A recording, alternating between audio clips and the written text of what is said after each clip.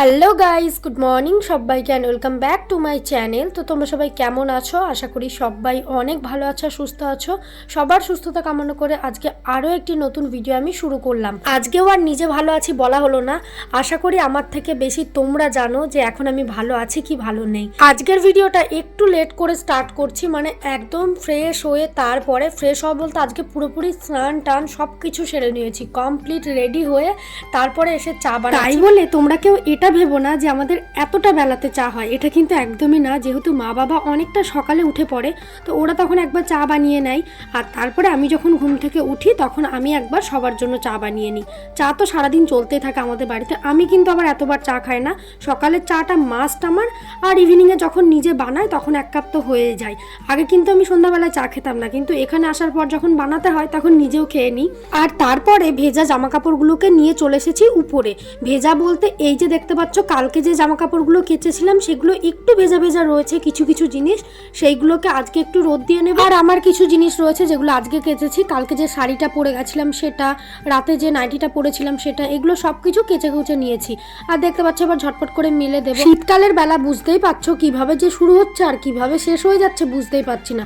কালকে কিন্তু আমি অনেকটা সকালে উঠেছিলাম, যার জন্য কালকে আমি অত কাজ করতে পেরেছি একদিনে। যেহেতু ঘুম আসছিল না, মন খারাপ লাগছিল, সেই জন্য অনেকটা সকালে ঘুম ভেঙে গেছিলো, তাই আর বিছানায় পড়েছিলাম না, উঠে পড়েছিলাম।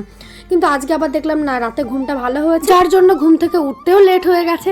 লেট হলে আর কি করা যাবে, কাজ তো করতেই হবে, তাই না? আর আমার না সকালবেলার এই রোদটাকে এতটা মিষ্টি লাগে, ভীষণ ভালো লাগে সকালবেলার এই রোদটা, মনে হয় সারাক্ষণ রোদে বসে থাকি। সকালবেলায় আমাদের ওই সামনেটায় রোদ্দুর আসে, আমি তো চাটা খায় ওই সামনেটায় বসে, ভীষণ ভালো লাগে। আর রাস্তা দিয়ে লোকজন যাই দেখতে তো পাই, সব সময় বাস টোটো অটো তো অ্যাভেলেবল। এখানে কিন্তু সব সময় যানবাহনের আওয়াজ। প্রথম দিকে আমার একটু অসুবিধা হতো, ট্রেনের আওয়াজ, বাসের আওয়াজ। আমার বাড়িটা কি বলতো, এর সম্পূর্ণ আলাদা, উল্টো। আমার বাড়ি একদম গলির দিকে, তোমরা তো দেখেইছো, একদম ফাঁকা শুনশান নিরিবিলি।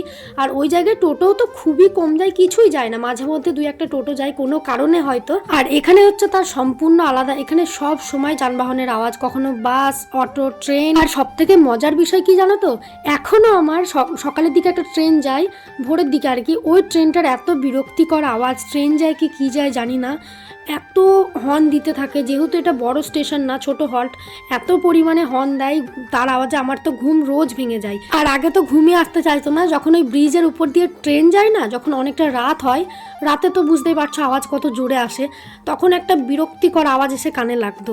এখন তাও আস্তে আস্তে অভ্যেস হয়ে গেছে, এখন আর অতটা প্রবলেম হয় না। কিন্তু একটা কথাও ঠিক, যদি আমরা সামনের রুমগুলোতে থাকতাম তাহলে তো ভয়েস ওভার দেওয়াই যেত না, সব সময় আওয়াজ।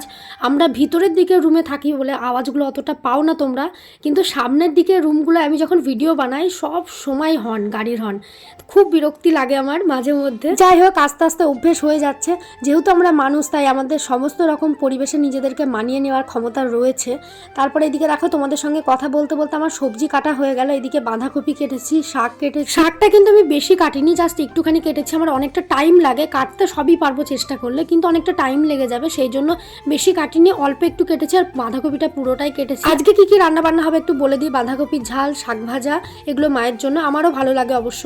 আর তার সাথে হবে চিকেন আমার জন্য, চিকেনটা আমি রান্না করব। আজকে যেহেতু স্নান করার ঝামেলাটা নেই, একটু বেলা করে স্নান করেছি বলে একবারেই স্নান টান সেরে নিয়েছি, তো আজকে কোনো চাপ নেই। মা ওই রান্না বান্নাগুলোকে সেরে নেবে, ভাত, শাক ভাজা আর বাঁধাকপির ঝালটা, তারপরে আমি চিকেনটা বানাবো।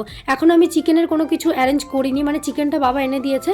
আর এই যে মশলাপাতি বানানো, আদা রসুন ছাড়ানো, এগুলোকে সব আমাকেই করতে হবে। এইদিকে দেখো, এখন আমি গাছ থেকে লঙ্কা তুলতে এসেছি। এটা কিন্তু আমাদের একদম গোডাউনের সামনে, একটুখানি মাটি দেওয়া উঁচু করা জায়গা রয়েছে, ওখানে কিন্তু দারুণ সবজি চাষ হয়েছে। এই যে দেখতে পাচ্ছ, বেগুন, লঙ্কা, আরো অনেক কিছু। কি বলতো, এই জায়গাটায় লাগালে তো অনেক কিছুই হবে, কিন্তু এটা একদম রাস্তার পাশে, তাই থাকবে না, এটা তো কমন ব্যাপার। এতটা ফাঁকা জায়গায় কখনোই সবজি টবজি লাগালে থাকবে না। যাই হোক, গাছ থেকে কিছু লঙ্কা তুলে নিয়ে এসেছি, ঘরে আজকে লঙ্কা ছিল না। আর এখন আমি মাংসের মশলা বানাতে বসে পড়েছি, টমেটো, আলু, পেঁয়াজ, আদা, রসুন যা যা লাগে। আর আমি কিভাবে চিকেন রান্না করি তোমরা তো মোটামুটি জানোই, সেগুলো দেখো। আজকে আর রেসিপির ব্যাপারে কিছু বললাম না, তার ফাঁকে আমি তোমাদেরকে একটা কথা শেয়ার করব, সবথেকে ইম্পর্টেন্ট কথা।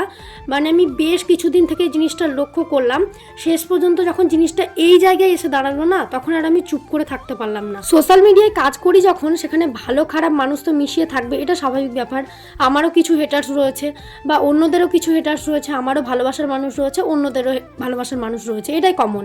আমি কিন্তু আমার চ্যানেলে বেসিক্যালি আমার লাইফস্টাইল, কিছুদিন আগে আমার বিয়ের ভিডিও তোমরা দেখেছো, আমার বিয়ের প্রত্যেকটা রিচুয়ালস পার্ট বাই পার্ট আমি তোমাদের সঙ্গে শেয়ার করেছি। আর বেশিরভাগ ভিডিও আমার ভাইরালের দিকে গিয়েছে, আর প্রচুর মানুষ আমাকে ভালোবেসেছে। আর সত্যি কথা বলতে গেলে আমার বিয়ের ভিডিও থেকে আমার চ্যানেলে এতটা গ্রো।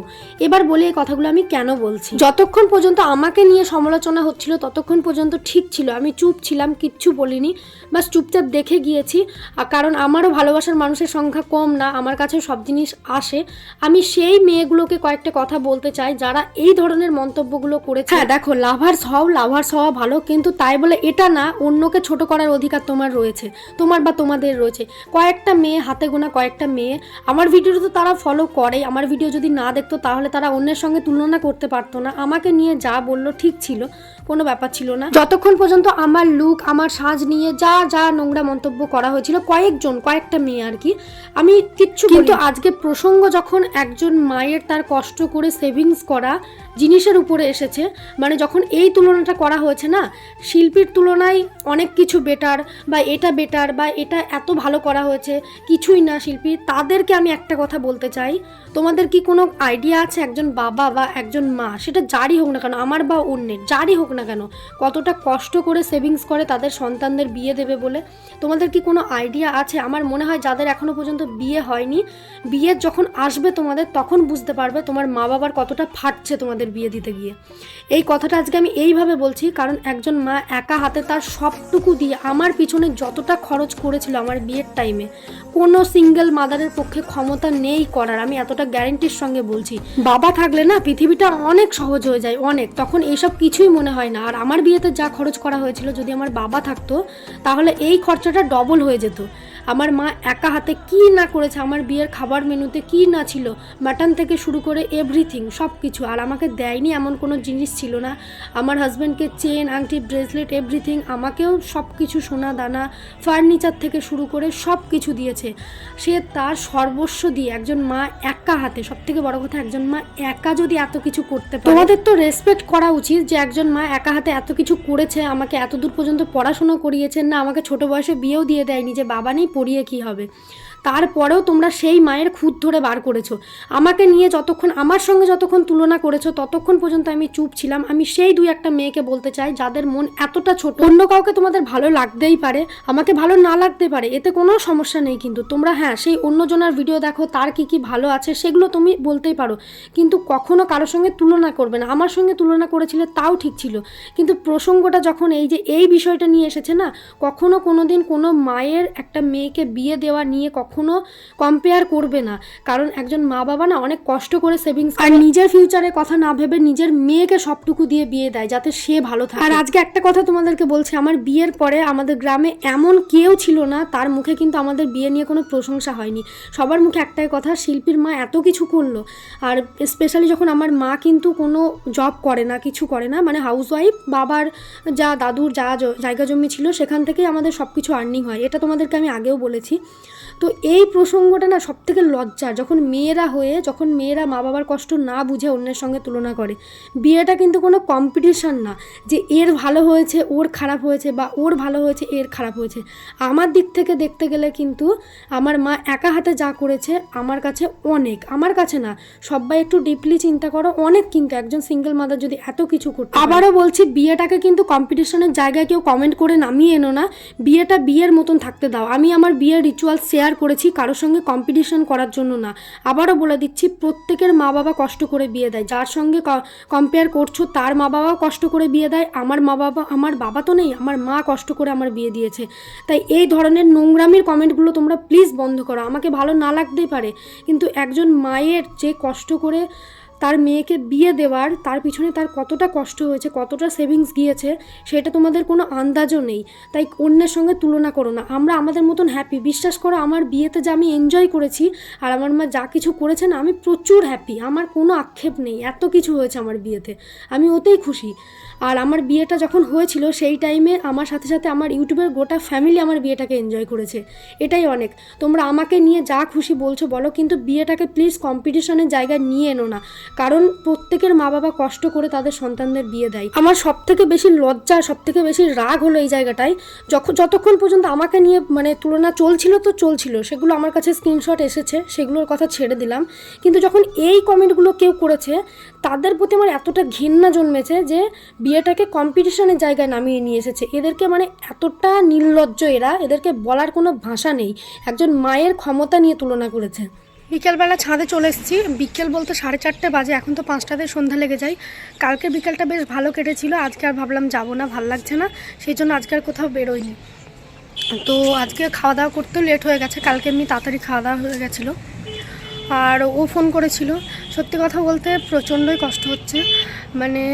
এই বিকেল টাইমটা আমরা দুজন তো ছাদে এসে হয় লাইভ করি, নয় আড্ডা দিই, নয় রিলস বানাই। তো একা একা থাকতে না প্রচুর কষ্ট হচ্ছে। পুরো বিকেল থেকে একা, ওইদিকে সকাল থেকে দুপুরটা যাই হোক যেভাবে হোক কেটে যায়, কাজ করি, এদিক ওদিক ওর জামা কাপড় রয়েছে সেগুলো গোছাই, তো এইভাবে সকালটা তো কেটে যায়। কিন্তু বিকেল থেকে প্রচুর কষ্ট হয়, মনে হচ্ছে কবে যে বাড়ি যাবো, জাস্ট এইটার জন্য আটকা পড়ে গেলাম। ওইদিকে আমার কলেজেরও অনেক কাজ রয়েছে, সেই সব কোনো কিছুই হচ্ছে না।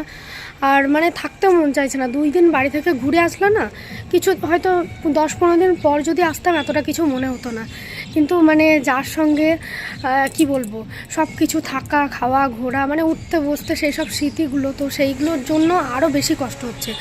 কিছুদিন বাড়িতে কাটিয়ে আসলে আমার, এর আগেও তো আমি এসে থেকেছি, এতটাও কষ্ট হয়নি, কিন্তু এখন একটু বেশিই কষ্ট হচ্ছে। তো এই যে বিকাল টাইমটুকু এখানে থাকবো, সন্ধ্যা তো প্রায় লাগতেই চললো, এখন তো তাড়াতাড়ি সন্ধ্যা লেগে যাচ্ছে। চলো এখন একটুখানি আমি ছাদে থাকি, ভিডিও এডিট করি, একাই দাঁড়িয়ে থাকি। তো ওকে ফোন করবো একটুখানি পরে, বাড়িতে ফোন করব, এইভাবেই কাটবে বিকালটা। বিকেল না, সন্ধ্যা পর্যন্ত আর কি। চলো তোমরা দেখো ভিডিওটা। যারা এই মন্তব্যগুলো করেছো তাদেরকে একটা কথাই বলবো, যখন তোমাদের মা বাবা তোমাদের বিয়ে দেবে, বা যখন তোমরা মা বাবা হয়ে যখন তোমাদের সন্তানদের বিয়ে দেবে, তখন বুঝতে পারবে বিয়ে দিতে গেলে কতটা খরচা হয়। আর সব থেকে বড় কথা ভাই, যার বিয়ে দেখছিস তার বিয়ে দেখ, তার বিয়ের সঙ্গে আমার বিয়ের তুলনা করার তো কোনো মানে নেই না। আমি তো কোনো সেলিব্রিটি না, প্রথম কথা এটা বলে দিই। আমার সঙ্গে কম্পিটিশন করার কোনো দরকার নেই। আজ থেকে 7 মাস আগে আমি বিয়ের ভিডিও ছেড়ে দিয়েছি, পার্ট বাই পার্ট, প্রত্যেকটা ভিডিও, থাম্বনেল, এডিট সব কিছু আমার নিজের মাইন্ড থেকে, সব কিছু আমি অনেক আগে ছেড়ে দিয়েছি। আমার সঙ্গে কম্পিটিশন করার কিন্তু কোনো দরকার নেই। আমি ভীষণ হ্যাপি হয়েছিলাম আমার বিয়েতে, আর প্রচণ্ড এনজয় করেছি। তো এই যারাই নোংরা কমেন্টগুলো করেছিলে তাদেরকে আমার এটা উত্তর দিলাম।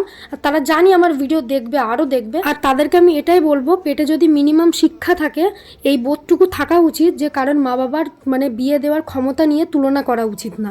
এইটা আমার সব থেকে খারাপ লেগেছে, সব থেকে বেশি রাগ উঠেছে এই জিনিসটা নিয়ে, তাই আজকে এই কথাগুলো বললাম। যাই হোক, তারপরে দেখতে পেলে এই ভিডিওটা কিন্তু দুপুরবেলা ছিল, তোমাদের দাদাভাই ভিডিও কল করেছিল। আর ওর জামা কাপড়গুলো যখন ভাঁজ করে রেখে দিচ্ছিলাম না, তখন প্রচণ্ড কষ্ট হচ্ছিল। ওর জামা কাপড় তো আমি কাচাকুচি করি, ভাঁজ করে দিই সব কিছু, এগুলো আবার তোলা থাকবে, যখন আসবে তখন ইউজ করবে, এটা ভেবেই। তো চলো আজকের মতন ভিডিওটা আমি এই পর্যন্ত রাখছি। ভিডিওটা ভালো লাগলে লাইক করে দিও, কমেন্ট করো, আর চ্যানেলটা সাবস্ক্রাইব